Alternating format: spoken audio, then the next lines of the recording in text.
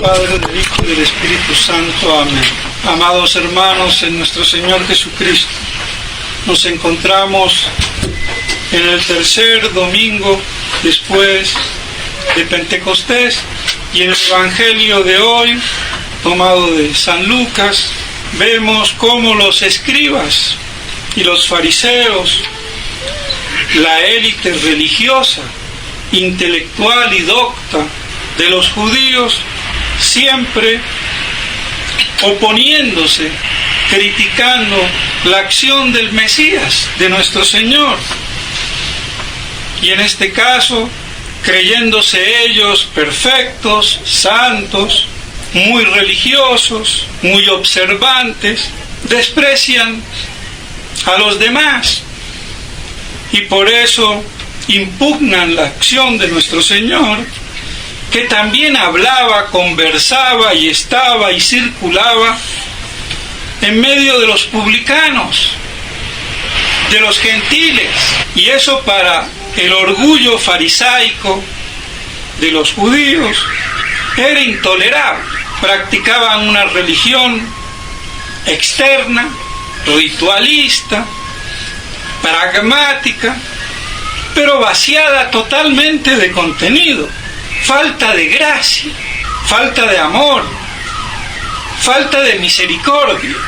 Y así nuestro Señor, viéndolo muy bien, les reprocha su orgullo con una parábola, con una semejanza, para manifestar cómo Dios tiene otro sentimiento, vino para todos.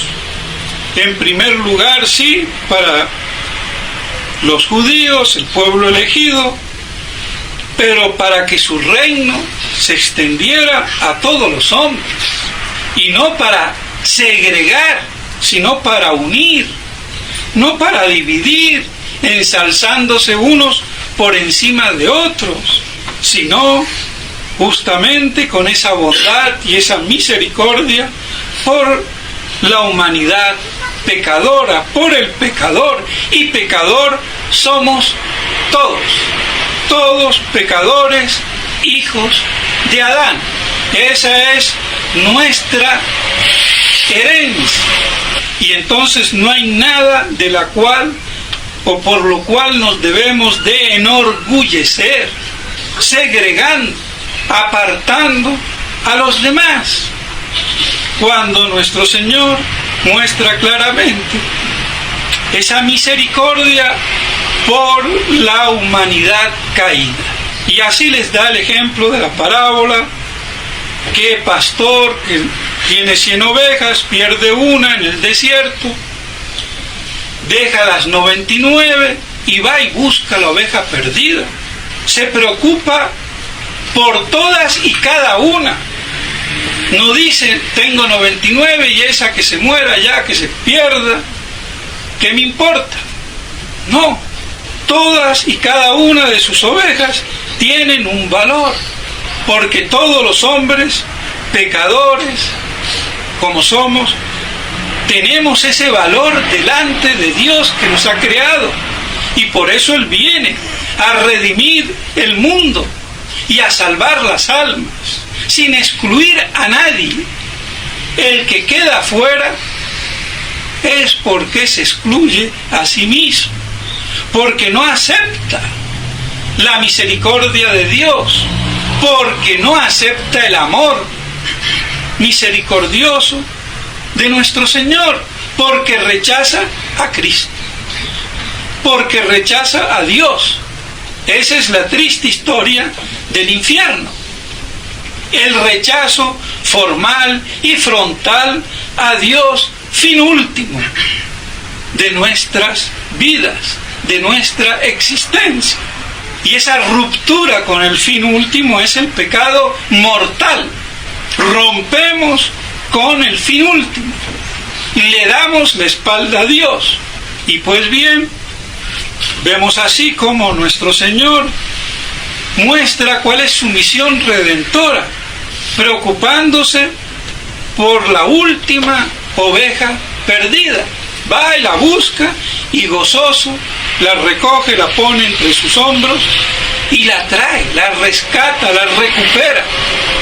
Y así Él nos recupera a cada uno de nosotros, si dejamos que Él penetre en nuestras almas, si aceptamos, y no como los fariseos y los escribas, que le rechazaron. Y así nuestro Señor les da de coletazo también la indirecta, diciéndoles que más alegría hay en el cielo por un pecador que haga penitencia que por 99 justos que no han menester de ella. ¿Y quién es el justo que no tiene menester de la misericordia de Dios? Todos tenemos menester, necesidad de la misericordia de Dios, del amor de Dios. ¿Cuál es el justo que no necesita de la gracia de Dios? Absurdo. Todos, por muy justos que seamos, porque esa justicia, si es verdadera, que es la santidad, es por la gracia de Dios. Entonces les da la indirecta.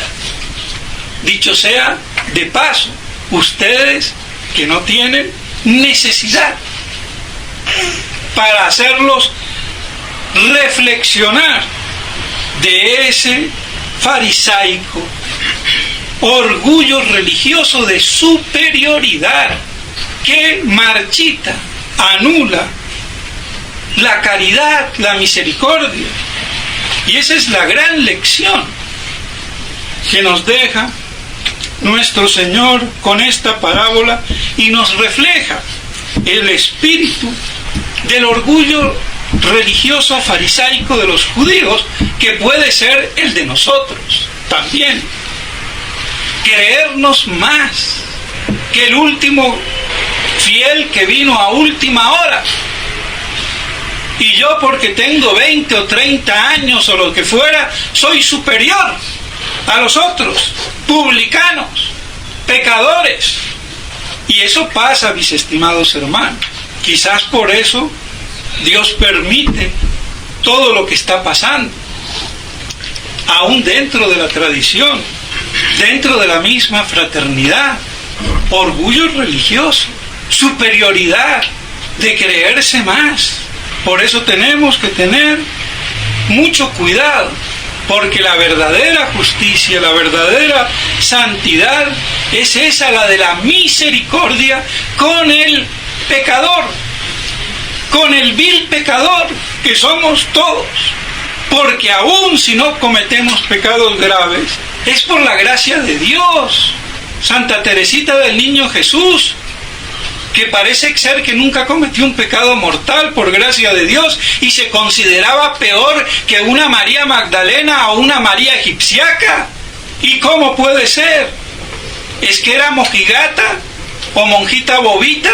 No, porque se daba cuenta que ella, que no era ninguna tonta y era bien bonita y bien dotada, si no es por la gracia de Dios, sería peor que María Magdalena, peor que María egipciaca, y que si no había cometido, como se cuenta en su biografía, pecado grave, era por gracia de Dios, por la misericordia de Dios, y esa lo hizo santa, porque si de hecho no había caído en esas bajezas, era por la misericordia que Dios había tenido de ella, y lo reconocía. Pues bien, eso nos muestra así como la verdadera santidad es misericordia, misericordia divina. Y eso es lo que los judíos, en su orgullo farisaico, en su religión ritual exterior vaciada de contenido, no aceptaban. Y ahí la gran lección de nuestro Señor al pueblo elegido, a esos doctores. Y vemos cómo, en consonancia con el Evangelio de hoy, la escritura de la epístola del día de hoy nos dice de cobijarnos a Dios Todopoderoso, confiando en Él, porque si Él va y busca la última oveja que se pierde, ¿Por qué yo me voy a angustiar? Pongo todas mis angustias, preocupaciones, necesidades en la mano de Dios Padre. Y vemos cómo así, si nuestro Señor busca la última oveja, es lógico que todas nuestras preocupaciones debemos de ponerlas en manos de Dios, que Él ya las tiene en cuenta, y tener así esa actitud confiante en Dios Padre, proveedor, y para que no nos durmamos como santos angelitos, ni bobitos, y quede una espiritualidad color rosita, ni caigamos en el pecado de las 5 vírgenes bobitas, muy vírgenes pero tontitas. Viene la amonestación de San Pedro apóstol: cuidado, confianza en Dios, pero atención, que el diablo anda como un león rugiente, viendo a qué bobito se va a devorar. Y manteneos resistiéndoles firme en la fe. Profunda lección de San Pedro apóstol, porque la virtud no son para pajaritos de luna de miel. La virtud es un esfuerzo combativo a diestra y siniestra, interna y externamente. Es un combate total, individual, personal, social y político, religioso y público. No hay compartimientos, divisiones. Y allí donde nos toque, y como le toque, el diablo anda alrededor viendo a quién se va a devorar. Resistidles firmes en la fe. No hay más. No dicen la caridad. Qué curioso. En la fe. Y esa es la fe, mis estimados hermanos, que es el vínculo de unión de la Iglesia católica. La Iglesia no es las catedrales, ni las bancas, ni los muros, ni todo el aparato externo. Es fundamental y esencialmente la fe de los que creen en Cristo. Y todo lo demás forma parte, pero el núcleo esencial, sin el cual no hay ni puede haber iglesia, es la fe. Y por eso dice la fe y no la caridad. Aunque la verdadera fe tiene que estar enriquecida en la caridad, para que no sea una fe muerta. Pero la base, el fundamento es la fe, esa adhesión a Dios de nuestras inteligencias, movidos por la gracia del Espíritu Santo, bajo la acción de la voluntad.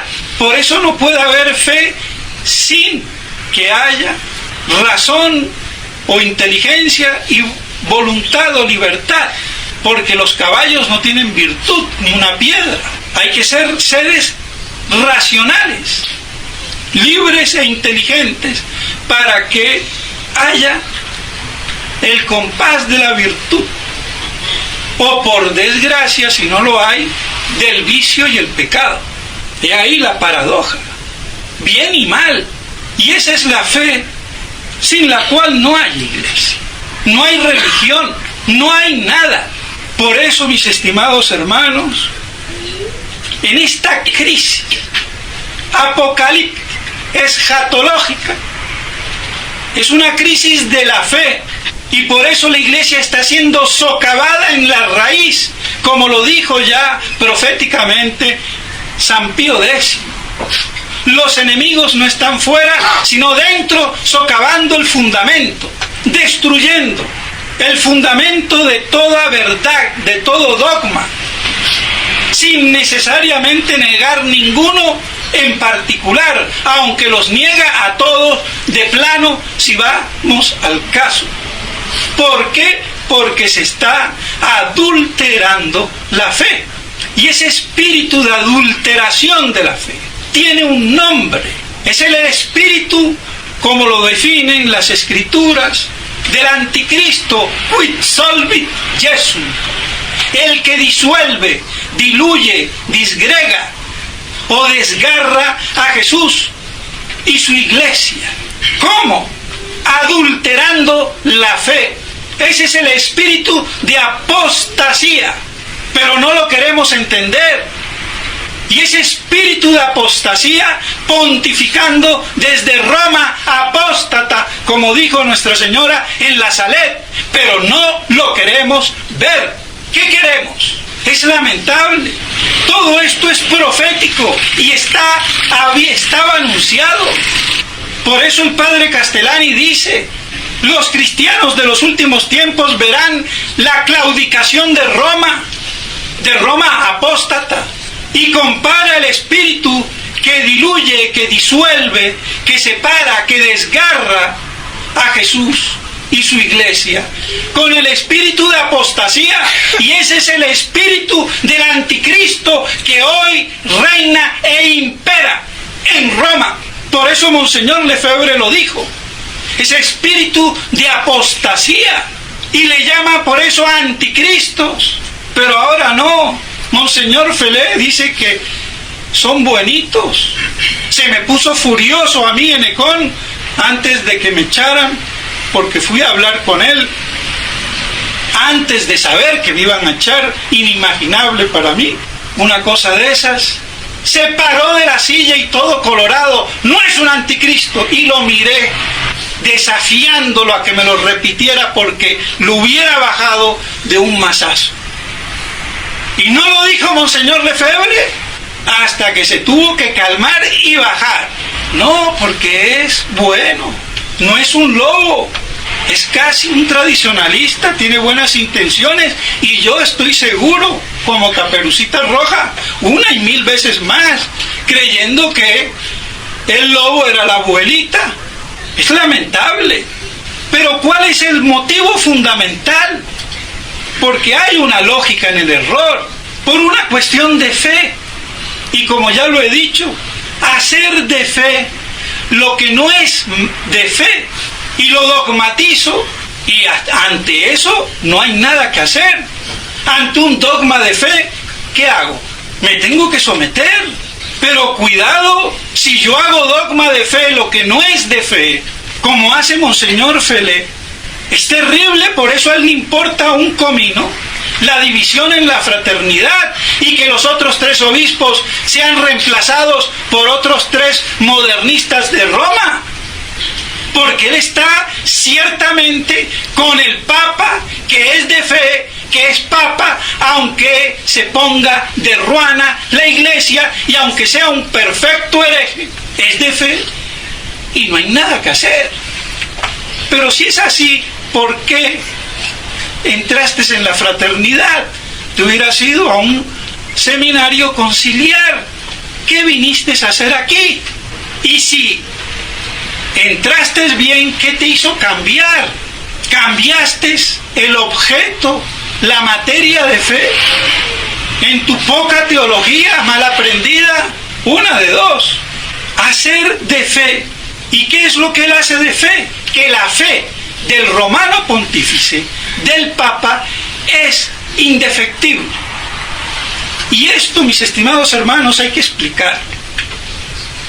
La fe indefectible del sumo pontífice, del Papa, que es de fe, no es su fe personal, individual, ni privada, sino la fe pública, como doctor universal de la Iglesia Católica, que debe de confirmar a los fieles, a sus hermanos. Es la fe personal ex oficio, no ex persona de él. Es por el cargo, la investidura. Es por la fe pública de la Iglesia que él representa. Y esa es la fe indefectible e infalible, custodiada santamente y expuesta o enseñada fidedigna y fielmente. Pero estas cosas no se cumplen. Entonces, ¿de qué fe indefectible me está hablando? Es la fe pública, y por el cargo de vicario, por la investidura, por la cátedra de Pedro, por la jurisdicción suprema y universal de la Iglesia, no absoluta, sino suprema, porque absoluto solamente es Dios, pero no me haga del Papa un ser divino y caigamos en las estupideces de la concepción monárquica pagana, como los egipcios y todos aquellos que creían que el rey era la encarnación de Dios. El Papa no es la encarnación de Dios, ni es la cuarta persona de la Santísima Trinidad o apéndice. Dejémonos de estupideces teológicas. El Papa es divino en su función pública, como persona pública, en la función de sumo pontífice, pero no como teólogo privado, ni como escritor, ni como persona individual. Si no, no se podría morir. Ahora, ¿cómo divinizando una cosa que no es divina?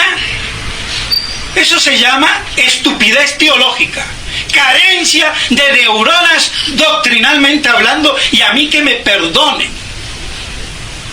Pero es que falta una y mil veces más teología. Y si me equivoco, que salgan los doctores, que salga el padre Calderón, que salga Monseñor Tissier, que salga el que sea, a ver con qué averaje va a refutar lo que yo estoy diciendo. O el padre de la Roque, que ya Monseñor Lefebvre decía, dicho de paso, que para ser teólogo había que tener por lo menos 30 años estudiando teología. Y este pelagato, uno de los teólogos, para vender la verdad. Y ese es el problema, mis estimados hermanos. No sé si queda claro. Entonces, cuando se habla de fe indefectible del Papa, es del Papa como persona pública ex officio, porque ni tampoco como persona pública como un presidente o un gobernador, o como un teólogo público, o como un doctor público, sino como pastor universal en ese cargo. Y esa es la fe indefectible que confirma a los hermanos, y por eso es infalible. Pero fuera de ahí, no. Y por eso es una misma la fe de la Iglesia y la del Papa, que ejerciendo su oficio divino, sin ser persona divina, es infalible e indefectible. ¿Sí queda claro? Espero. Aunque esto es difícil de explicar.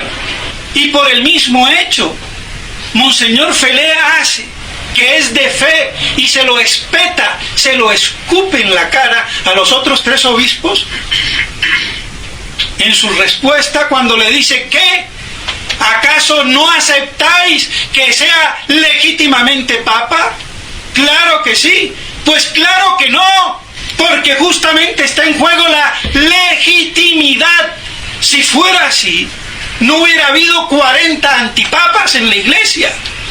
Si fuera así, San Vicente Ferrer, gran santo apocalíptico, comparado a ese ángel del cielo, que él mismo lo dijo y resucitó a una muerta para probarlo, se confundió de papa en un buen momento con el Papa Benedicto XIII o Pedro de Luna, y de ahí quedarse en sus 13 como cabeza dura, como buen aragonés que era y gran docto jurídico. Era quizás el hombre que más conocía en su época de derecho canónico, y hacía prevalecer el derecho canónico ante la verdad y el bien común de la Iglesia. Y ahí fue su pecado. Se fue toda la historia. Entonces, que a mí no me vengan con cánones mal interpretados, porque en definitiva lo que dirime la cuestión es teológica, y el derecho y los cánones son precisiones de esa teología en el orden práctico y de gobierno y de administración y de buena dirección del rebaño apacentado en la verdad. Pero si no hay verdad, si no hay el pasto de la verdad y el vínculo de la fe, ¿qué es? Es una iglesia de herejes. Como decía el Papa Inocencio, la iglesia no es un conjunto de herejes. Y eso es lo que es la nueva iglesia posconciliar. Y por eso es la antiiglesia del anticristo. Pseudoprofeta reinando desde Roma. Y no desde hoy, desde hace 40 años. Desde que Pablo VI osó promulgar urbi et orbi la nueva religión humanista antropoteísta. Y que nadie dijo, eso no puede ser. Entonces, con esas concepciones paganas de divinizar lo que no es y de hacer dogma de fe lo que no es sujeto de fe, como ya lo expliqué, y lo vuelvo y lo digo para que con un ejemplo quede claro, es de fe que aquí en el sagrario las hostias que están la presencia de nuestro Señor real, sí. ¿Y qué tal si yo me equivoqué? Me distraje.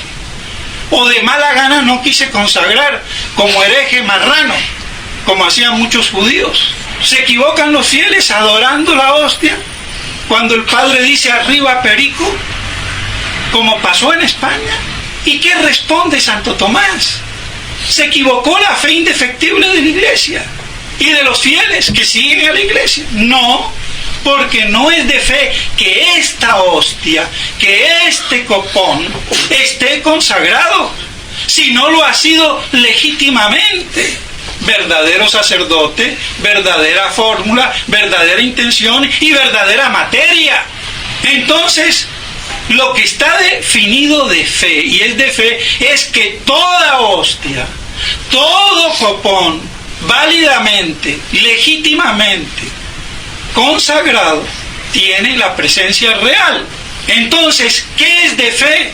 Que Benedicto XVI sea Papa, ciertamente, como piensa Monseñor Felé y el padre Smithberger. Pues no hay esa certeza dogmática, así de claro, y menos con todas estas herejías y con la apostasía reiterada de Asís. Pues que un verdadero y legítimo Papa va a propiciar a Asís. ¿Qué iglesia? ¿Qué fe? La fe de los herejes será, porque la fe católica no. Así de claro. Pero ese es el problema, mis estimados hermanos. Y por eso, si estas cosas no se dominan en el medio clerical, ¿qué se va a esperar en el medio común y corriente de los pobres fieles? Si estas cosas no las saben los sacerdotes, y si las saben no las dicen, y si las dicen las medio desdicen, ¿qué se puede esperar? Y por eso la reacción, mis estimados hermanos, de los otros 3 obispos, si no toman en cuenta estas cosas, será una reacción siempre mediocre. No será una reacción firme y contundente. Será una reacción a medias, de medias tintas, como lo estamos viendo que está pasando. Sin tomar las riendas, con firmeza, porque les falta teología. A Monseñor Tissier, a Monseñor Williamson y a Monseñor de Galarreta, lo lamento. Es que ponerse una mitra en la cabeza no es fácil. Hay que tener virtud y ser docto, por lo menos, y así a ver qué pasa. Pero si yo rápidamente me pongo una mitra, ¿doctor de qué? Como son doctores aquí en Colombia, todo el mundo en su supina ignorancia, chipcha, pisoteando a los demás, porque esos son los políticos en Colombia, arrutanados con el guayuco mental, que les digan doctores. Y eso pasa, pero en la iglesia no pasa, no puede pasar. Y si pasa, hay que denunciarlo. Entonces ellos tienen que tomar conocimiento de esto y reconocer su supino error de haber aceptado el motu propio y el levantamiento de las excomuniones. Porque si no reconocen que metieron la pata en eso y retroceden con altura y nobleza y mea culpa, toda reacción será, en definitiva, débil e ineficaz. Y no hay que esperar a que venga el capítulo, porque en el capítulo le van a dar todo cocido y a que se lo traguen entero, y el que no para afuera. Podrían, si no fueran gatos ni leopardos, sino verdaderos leones, en el capítulo hacerlo claudicar a Monseñor Felé, pero no hay pantalones, o por lo menos hasta ahora no se ha visto la stock, la tela, el tejido, no lo hay.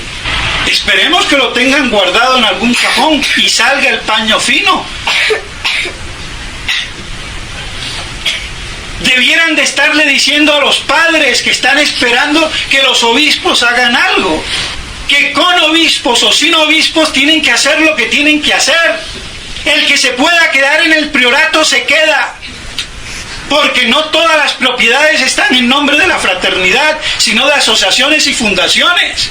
Y eso con los fieles se pueden hacer, como en el caso de Colombia.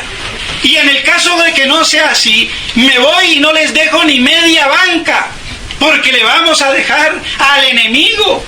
Pero hay esa claridad mental de acción y de programación. Lo digo a ver si por allí algunos la pillan, que no creo. Porque están castrados mentalmente, mis estimados hermanos. No hay nada que hacer con el tema de la obediencia, de la virtud, de la sumisión. Si no es verdadera virtud, verdadera obediencia, a uno intelectualmente lo castran y se vuelve uno un eunuco espiritual, como virgencita boba de las parábolas de las 10 vírgenes. 5 sabias y 5 tontas. Es lamentable. A mí, gracias a Dios, no me pasó, porque por gracia divina, antes de entrar en el seminario, ya había leído al padre Membiel y al padre Castellano. Amén de haber leído la Suma contra los Gentiles de Santo Tomás, pero no es por dármelas. Pero yo no fui a que me enseñaran filosofía en el seminario. Teología toda la que quieran, pero como bachiller hay que saber filosofía y reforzarla. Pero ¿qué pasa? Gracias al padre Castellano no me tragué el cuento de la obediencia estúpida, pero fue gracias a él. Lo tengo que decir, no por mérito propio. Y yo digo, así como a él le hicieron eso, no puede ser. Pero esa gracia no la tienen todos, lamentablemente. Y gracias a eso ya iba preparado para no dejarme chupar el dedo, como quisieron que me lo chupen muchas veces. No estudie, me dijo el padre Monter, que creo que ya murió, que aquí le vamos a enseñar la filosofía. Ah, sí, para después decir estúpidamente que el mundo tendría miles de años, porque si la estrella más cercana se demora 5 años luz en llegar, lo que demorarían las otras. Oye, pedazo de bruto, tú que conoces y me vas a enseñar, y no sabes que Dios pudo haber hecho el mundo en un instante con todas las estrellas a 1000 y a 1500 millones de años alumbrando la tierra. ¿O qué te pasa? ¿O le vas a decir que cuando creó a Adán necesitó papá y mamá y un ombligo y que pasaran 30 años? Estupidez evolucionista y falta no de teología, de simple filosofía. Y eso me lo dice el director del seminario. No lea. Aquí le enseñamos. ¿Y qué me va a enseñar? Por lo menos en ese punto errado. ¿Y qué tal si uno se chupa el dedo? Y así sumémosles a lo largo de 6 años, ¿qué sale? Pues bien, mis estimados hermanos, disculpen, no me quiero ya más alargar de lo largo que ha sido, pero creo que estas cosas meritan explicación. Y para que cuando el Titanic se hunda, está pasando exactamente lo mismo. Todavía seguimos con la musiquita y nadie lo cree. Hasta cuando ya vieron el Titanic realmente inundado. Y como este es un gran Titanic, indestructible creíamos, y yo el primero, indefectible, porque la fraternidad de Dios no la iba a destruir nadie, y vemos lo que pasa. Peor que el Titanic. Se está a punto de ir a pique y todavía esperando a ver qué va a pasar. Guerra avisada no mata soldados. Y al buen entendedor, pocas palabras. Pues sin soberbia ni orgullo religioso, con toda verdad, decir las cosas con humildad para el bien de todos. Y sin odio de ninguno, pero por amor a la verdad. Nada más. Sin creernos superiores como esos fariseos y escribas que desprecian a los demás. Pues bien, así hay que abrirle los brazos a todos, pero en la verdad y en la fe. Que la Santísima Virgen María nos ayude a comprender estas cosas, meditándolas en nuestro corazón. En nombre del Padre, del Hijo y del Espíritu Santo.